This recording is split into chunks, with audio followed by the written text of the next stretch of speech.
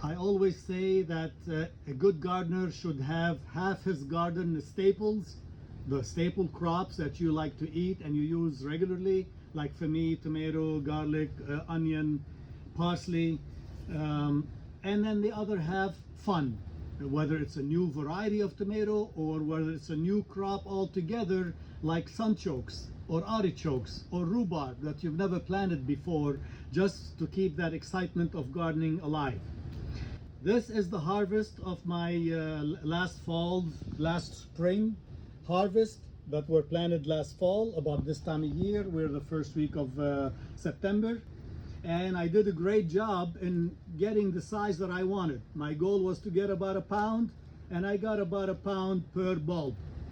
But now I regret that, because when you cut it, one big bulb is too much for a meal, for a dish, then you have to save it. I prefer something now like this, where when you cut it, it's all it's all consumed. You don't have to store it, the rest, the other half in the fridge, and it becomes a little drier and whatever.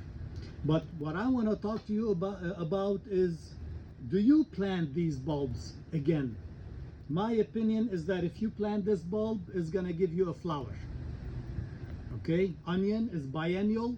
The first year it makes the bulb, the second year it makes the flower. Okay, so if you're breeding for onion, or if you're selecting, you want to do your own breeding, do that. But in my opinion, if I plant any of these, more than likely they're gonna go into flower. Okay, of course, the flower stalk is edible. I mean, look up at Chinese, French cuisine. It's a delicacy. There's a million dishes that you can make with it. Chinese, other European country, the flower stalk of the onion is edible.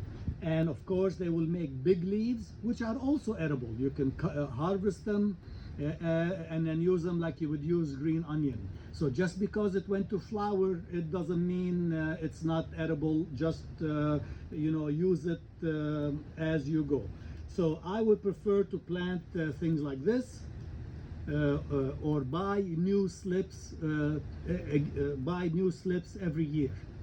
Now, even when you buy a bunch in the slips, it comes about like 4-inch diameter, sometimes full of slips. I still advise you to separate them by size. You want the slip that's about pencil thick and has a miniature bulb at the bottom. Those are the best, will give you the big bulbs.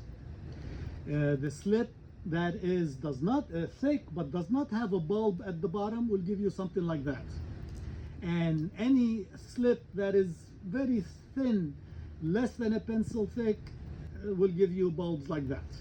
So, or you can plant them in the spring close together and harvest them like green onion. But just like with the garlic, I mentioned, big cloves will give you big bulbs. Same thing with the onion.